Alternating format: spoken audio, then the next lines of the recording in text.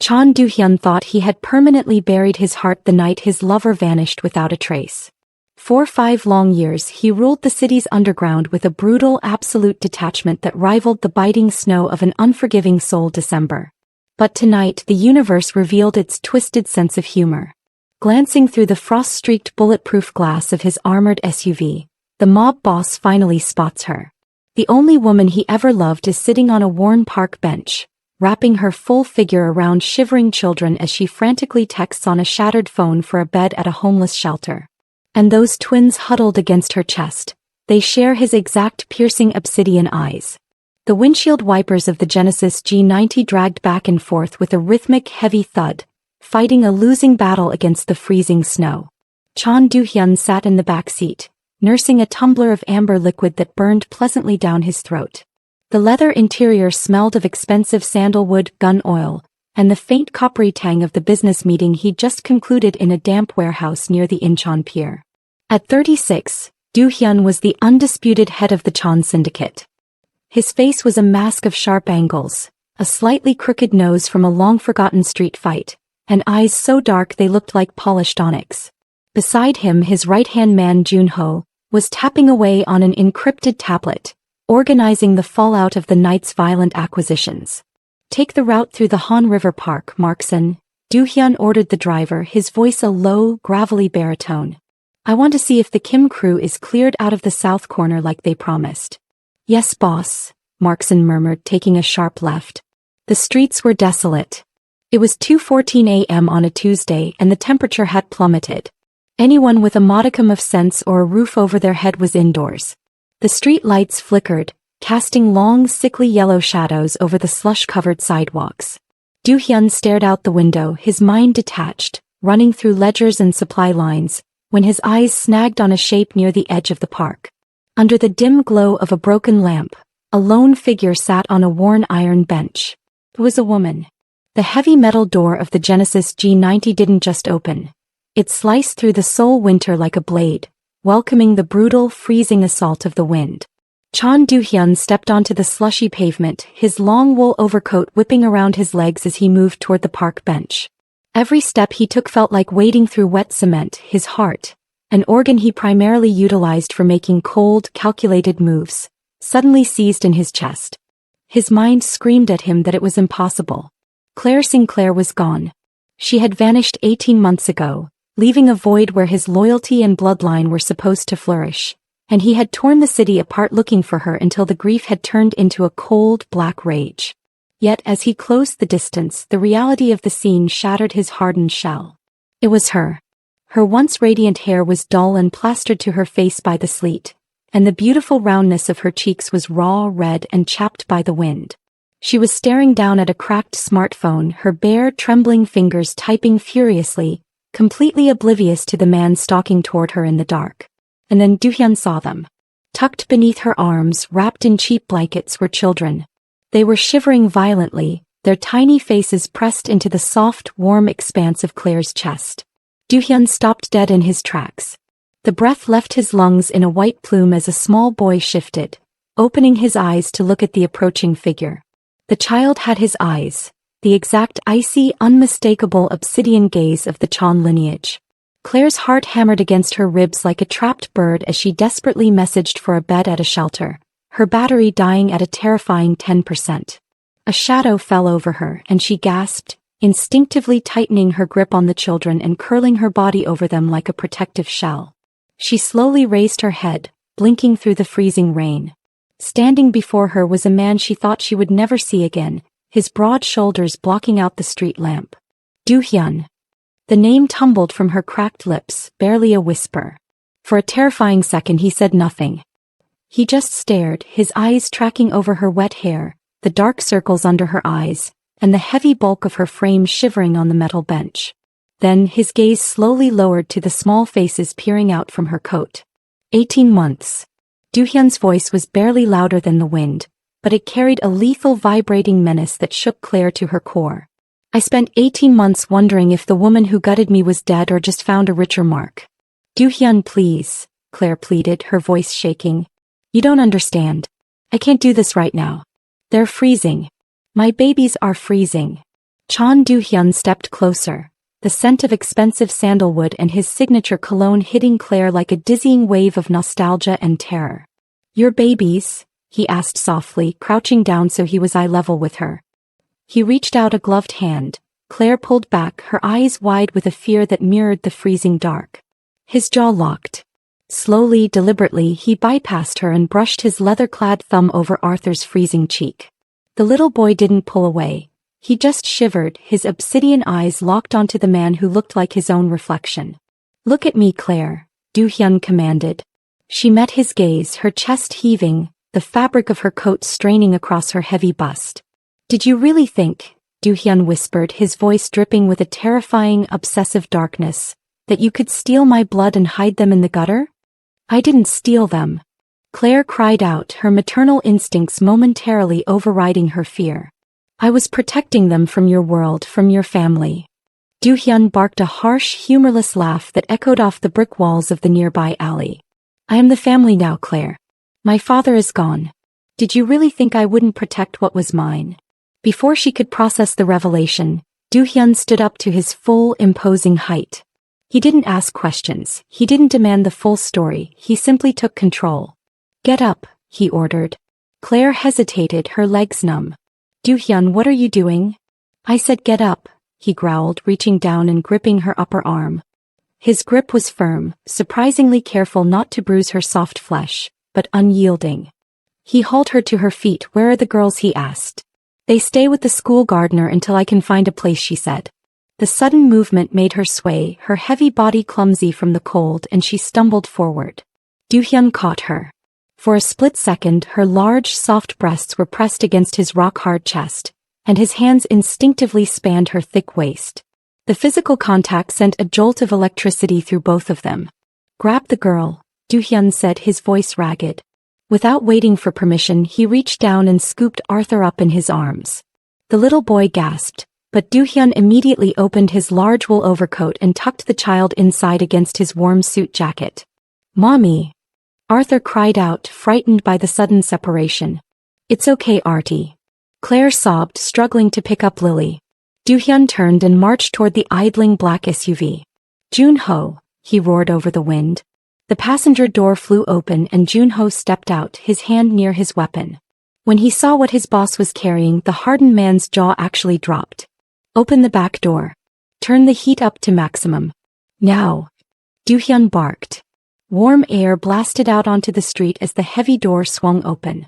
Do-hyun deposited Arthur onto the plush leather seat, then turned and practically shoved Claire and Lily beside him. Claire collapsed into the rich, soft leather, pulling her children back into her arms. The doors slammed shut, enclosing them in a silent, warm vault. "Drive, Markson," Do-hyun said, hitting the intercom button. "Take us to the school estate." There he took his two little daughters from Gardner's home, an aged woman, Miss Tumbler Kwon. The SUV accelerated smoothly, the heavy Genesis gliding over the slush as the silence inside the cabin became deafening, save for the ragged, shivering breathing of the children. The sudden rush of hot air against Claire's frozen skin felt like pins and needles, a painful reminder of the life she had been living in the shadows. Claire kept her eyes glued to the expensive floor mats, her cheeks burning with a shame that felt hotter than the car's heater. She knew how she looked. She knew how far she had fallen from the woman Do-hyun used to worship, the woman who had once been his only peace. She was destitute, broken, and carrying the heavy physical toll of 18 months of survival. "Take off the coat," Do-hyun suddenly said, his voice cutting through the quiet like a blade. Claire looked up, defensive. "No, I'm cold." "The coat is wet, Claire. You're keeping the cold against them. Take it off." She knew he was right. Trembling, she unbuttoned the soaked wool and shrugged it off her wide shoulders. Underneath, she was wearing a cheap, faded sweatshirt that clung to her heavy breasts and worn-out leggings that stretched over her thick thighs. Do-hyun's eyes tracked every movement. He didn't look at her with the mockery of her landlord or the pity of the world. He looked at her with a ravenous, furious hunger that made her heart hammer against her ribs. He leaned forward, pulling a heavy cashmere blanket from a compartment, and tossed it over her lap, covering her and the toddlers. But as the fabric settled, the two small shapes she had been shielding beneath the flaps of her coat shifted in the light. Do-hyun stopped moving. His gaze sharpened, tracking the movement of not two but four small bodies huddled against Claire's soft frame. Time seemed to fracture in the small space of the car. "Claire," he whispered, his voice thick with an emotion that threatened to shatter his mask. He reached out, his gloved hand moving with a terrifying carefulness to peel back the edge of the blanket. There, tucked beside Sarah and Zora, were two more infants, their tiny faces identical to the toddlers beside them. The truth hit him like a bullet he never saw coming. He hadn't just lost 18 months. He had been robbed of a legacy he never knew was complete. "Twins," Do-hyun breathed, his jaw clenching so hard a muscle ticked in his cheek. "Again." Claire nodded, a tear escaping her eye and rolling down her round, chapped cheek. "4 children, Do-hyun. I had no safety net. I had nothing." Do-hyun reached across the space, his leather glove rough as he wiped the tear away with the pad of his thumb. "You have a lot of explaining to do, Claire." The Chan estate in Songbukdong was not just a home. It was a heavily fortified citadel masquerading as a sprawling, Gilded Age mansion. As the Genesis passed through the towering wrought iron gates, flanked by armed guards disguised in heavy winter parkas, Claire felt the last threads of her independence snapping. For 18 months she had been a shadow moving through the gritty, invisible underbelly of Seoul, but now she was being dragged back into the glaring, dangerous light of Do-hyun's empire. The SUV glided to a halt beneath a massive stone portico, and before Markson could even put the vehicle in park, the heavy mahogany front doors swung open. A team of staff, perfectly manicured and silent, spilled out onto the heated driveway, their faces masks of schooled indifference that couldn't quite hide the sharp, judgmental glints in their eyes. "Take the children to the east wing," Do-hyun ordered as he stepped out into the freezing night, his voice cutting through the wind. "Wake Mrs. Park. Tell her to prepare the nursery and call Dr. Kim. I want him here in 10 minutes, or I'll drag him out of his bed by his throat." Claire scrambled out of the car, clutching the cashmere blanket tightly around her thick waist. Her legs felt like jelly, the sudden shift from freezing street to heated car back to the biting cold leaving her disoriented. "Wait. Oh. They stay with me," she protested, her voice thick with maternal panic. Do-hyun turned, his imposing frame blocking her path as the courtyard lights caught the sharp angles of his face. "They need a hot bath, proper food and a medical evaluation, Claire. They are shivering. Let my people do their jobs." "They don't know your people," she fired back, a spark of her old fire returning as she stepped up to him, her heavy chest heaving under the damp sweatshirt. "They only know me." Do-hyun stared down at her, seeing the fierce terror in her eyes and the way her soft, wide body physically shielded the space where her children had just been. Without breaking eye contact, he reached into the back seat and carefully lifted the infants, then the toddlers, carrying the weight of his rediscovered bloodline as if it weighed nothing. "Then you will walk with me," Do-hyun said softly. Claire followed, her worn sneakers squeaking against the imported Carrara marble floors of the foyer. The grandeur was suffocating. Crystal chandeliers cast a warm, golden glow over the sweeping double staircase. It was a stark, violent contrast to the drafty apartment she had been evicted from hours ago. As she caught a glimpse of herself in a massive, gilded mirror, shame burned hot in her throat. She looked enormous and broken, her hair a tangled nest and her cheap leggings straining across her wide hips. Beside Do-hyun, who looked like a dark god in a $5,000 suit, she felt like a monster, yet she kept her head high for the 4 lives tucked against his chest. The silence in the master suite was a heavy, suffocating weight, broken only by the rhythmic, exhausted breathing of the children finally asleep on the silk sheets. But that fragile peace was shattered when the heavy oak doors groaned open, and the matriarch of the Chan family stepped into the room. Do-hyun's aunt was a woman carved from ice and ancient tradition, her presence making the air in the room seem to drop 10 degrees instantly. She didn't look at Claire. She didn't acknowledge the woman who had fought a war in the dark to keep these children alive. Her eyes, sharp and cold as chipped glass, moved directly to the center of the massive bed where the toddlers and infants lay tucked into the soft warmth of the covers. "So the rumors are true," the aunt stated, her voice a low, terrifying ripple that carried the authority of a bloodline that demanded everything. She ignored the twin girls and the infant daughter, her gaze locking onto the boy, Arthur, the new infant son. "The male heirs have returned to the house of Chan." She stepped closer to the bed, her silk hanbok rustling with a sound like dry leaves, as she reached out to inspect the boy as if he was nothing more than valuable assets in a corporate ledger.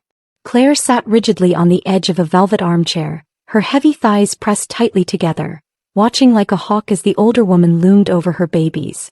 The aunt's dismissal of Claire's presence was a loud, cutting cruelty, a reminder of the silence that had driven her into the snow 18 months ago.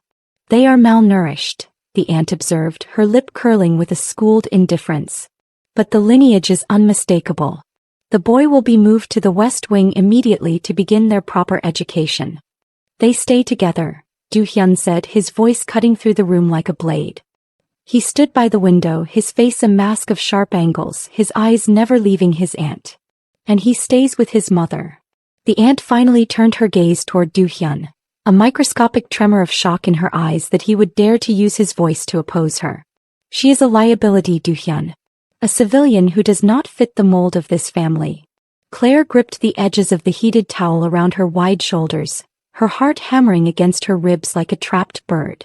She looked at her children, her world, and then at the man who had let her walk into the night 18 months ago.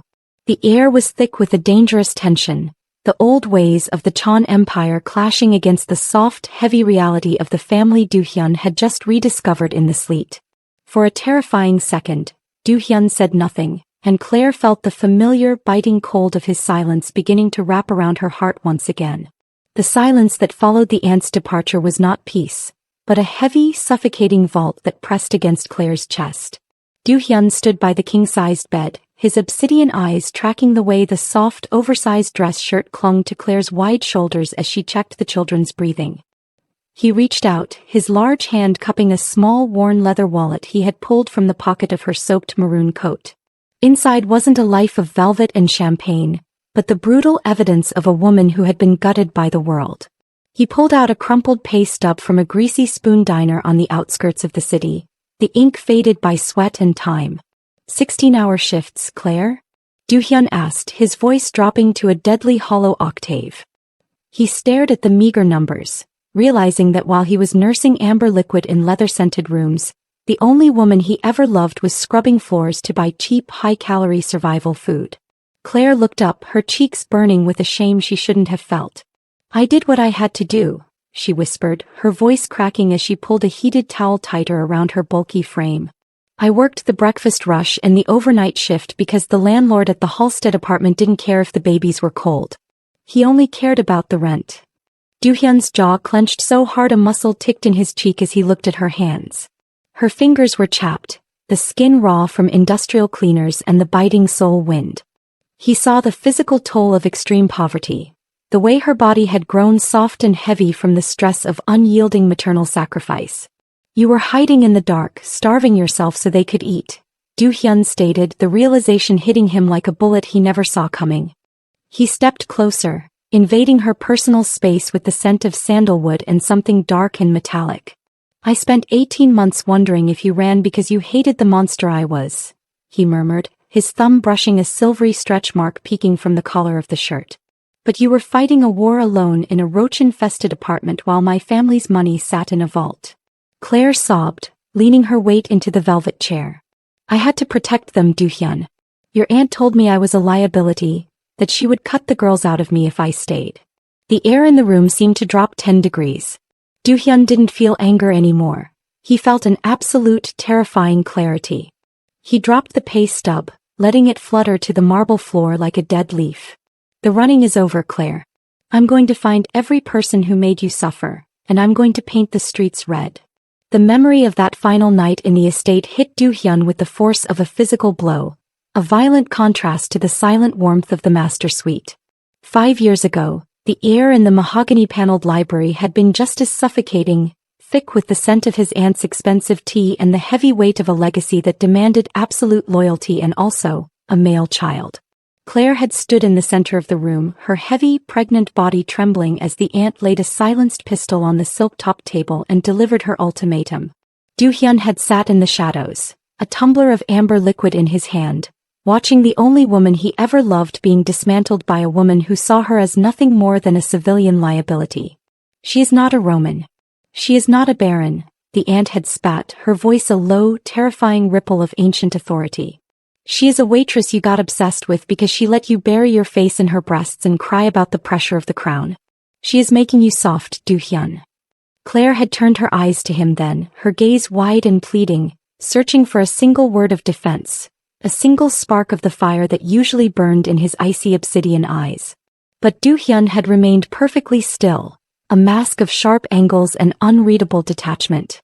He hadn't openly opposed his aunt, but his silence had spoken louder than any cruelty.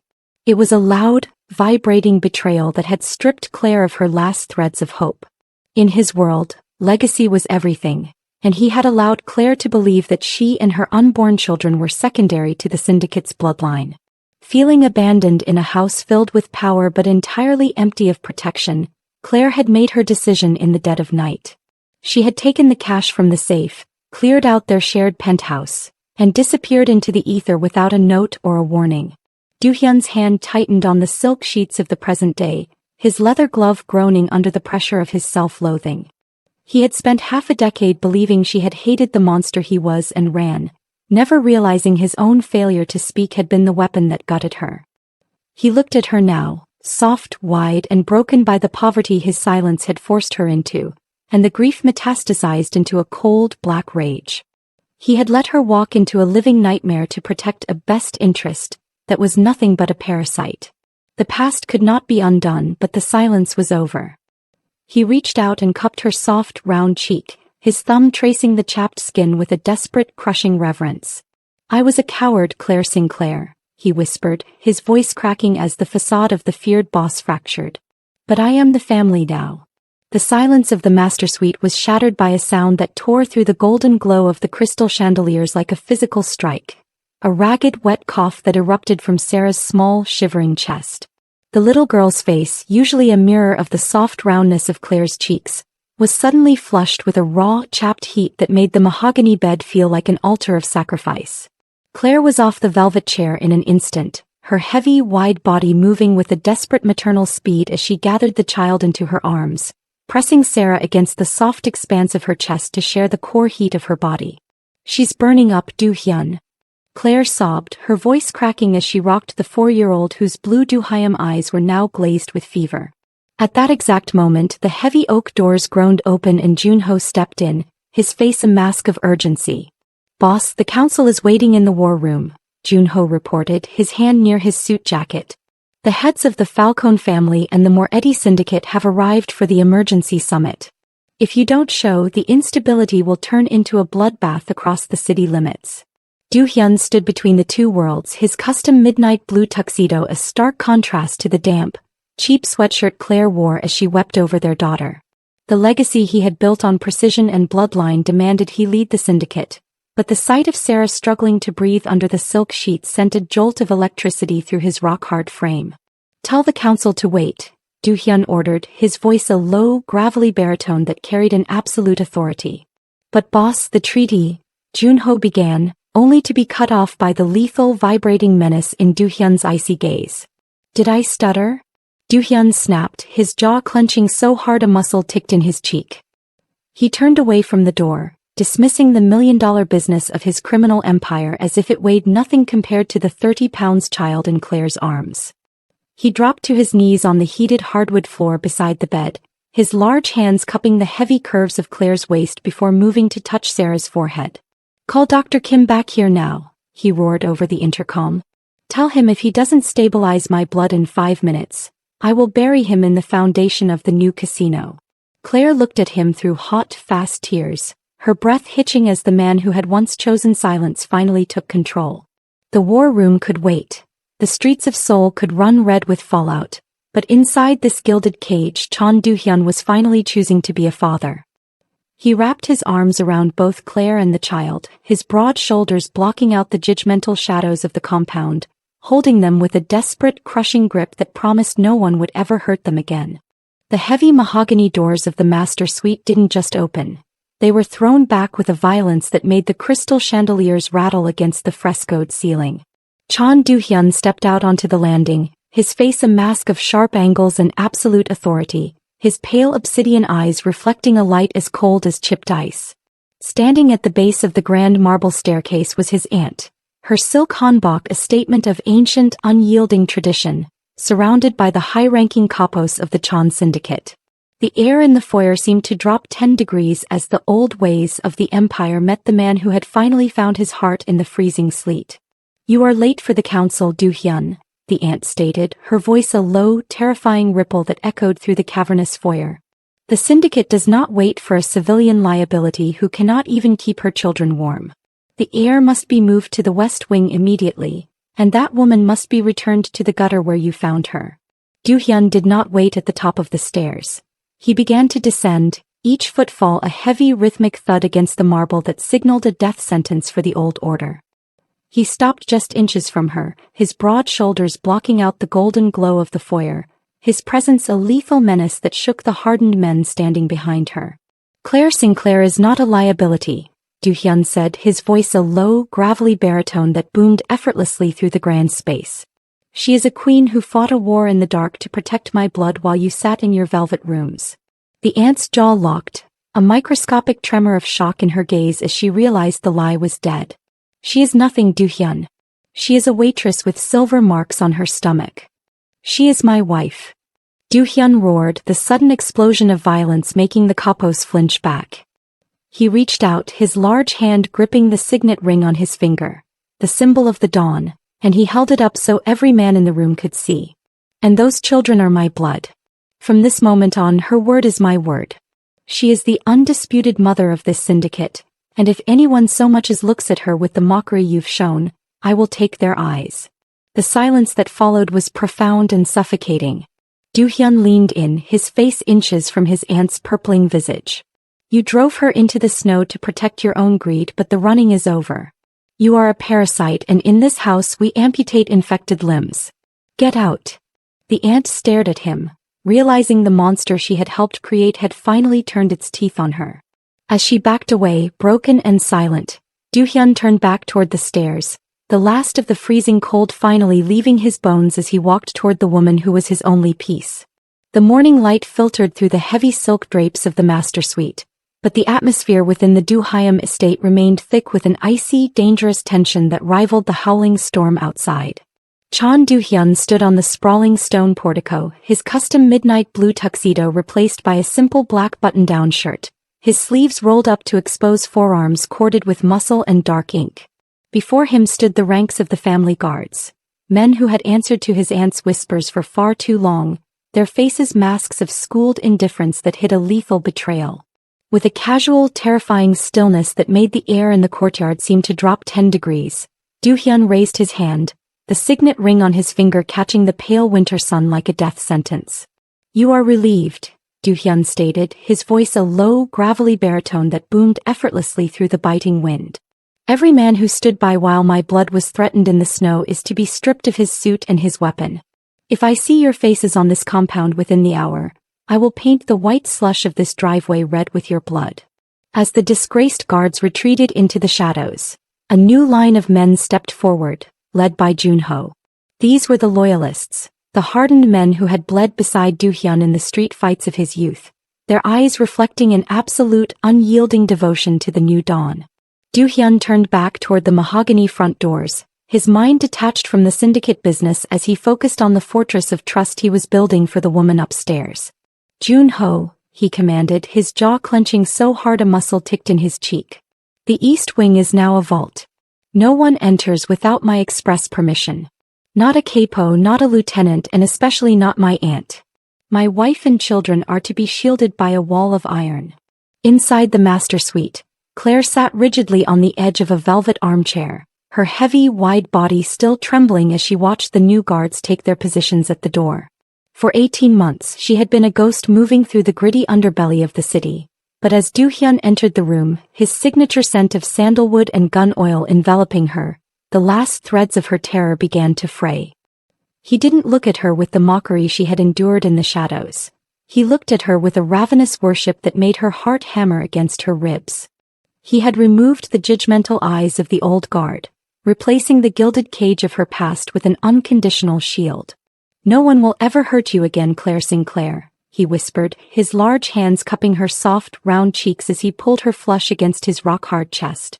Claire sobbed, leaning her weight into him, finally feeling the intoxicating safety of a man who would burn the world down to keep her warm. The afternoon sun, painfully bright and clear, filtered through the heavy cream-colored silk drapes of the master suite, casting a golden glow over the mahogany bed where the children lay in deep, exhausted sleep. Chan Do-hyun sat in a velvet armchair in the corner of the room, his dark gray bespoke suit immaculate, though shadows bruised the skin under his icy obsidian eyes. He watched Claire stir from the pillows, her face buried in Egyptian cotton so soft it felt like literal clouds. As she sat up with a gasp, her heart pounding with the residual terror of the snow, Do-hyun rose slowly, his presence a dark lethal shield that seemed to bend the very light of the room toward her. "Drink," Do-hyun murmured, his voice a low, gravelly baritone as he handed her a porcelain cup of black coffee from a silver cart. "You need your strength for what comes next."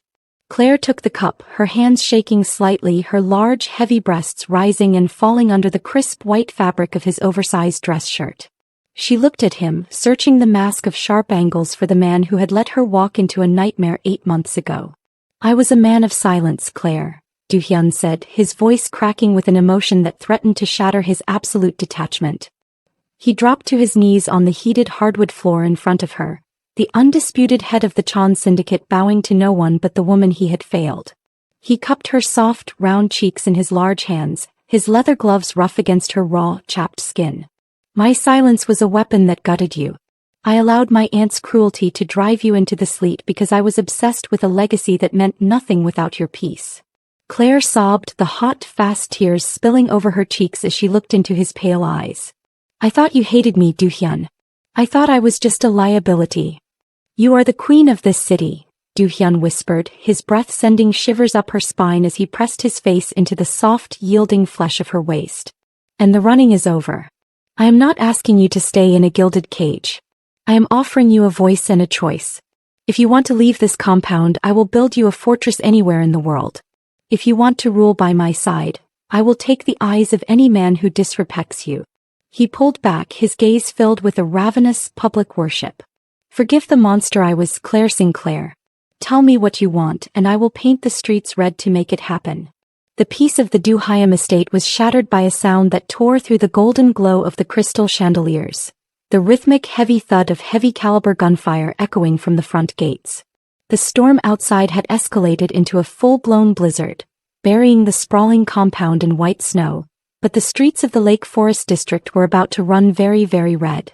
Chan Do-hyun stood in the master suite, his custom midnight blue tuxedo jacket discarded, his hand already gripping the Kimber 1911 pistol as the perimeter alarms began their shrill, screaming descent into chaos. The Kim crew and the O'Connor syndicate had combined their forces, banking on the distraction of his newly discovered heir to strike at the heart of the Chan Empire. "Stay in the nursery," Do-hyun ordered, his voice a low, gravelly baritone that boomed effortlessly over the sounds of breaking glass downstairs. Claire scrambled off the bed, her heavy, wide body moving with a desperate maternal speed as she scooped up the infants, pulling the twins toward the reinforced safe room. Her heart hammered against her ribs like a trapped bird as she looked at the man who had just promised her a voice and a choice. Do-hyun's face was a mask of sharp angles and absolute authority, his icy obsidian eyes reflecting the dancing orange flames of the fireplace. "Junho, seal the east wing," he roared into his intercom. "If a single bullet so much as scratches the paint on those nursery doors, I will peel the skin off every man in this city while they watch." The heavy mahogany doors groaned open as Junho stepped in, his suit jacket already stained with the coppery tang of the fallout from the driveway. "Boss, they've breached the portico. They're calling for the heir. They think the woman is your liability." Do-hyun barked a harsh, humorless laugh that echoed off the stone masonry. "They think she is a weakness? They are about to find out she is the only reason I haven't burned this entire city to the ground yet." He stepped out onto the landing, his broad shoulders blocking out the light as he looked down at the assassins spilling into his foyer. He didn't feel fear, he felt absolute, terrifying clarity. With a casual, terrifying stillness, he began his descent, the signet ring on his finger catching the light of the crystal chandeliers.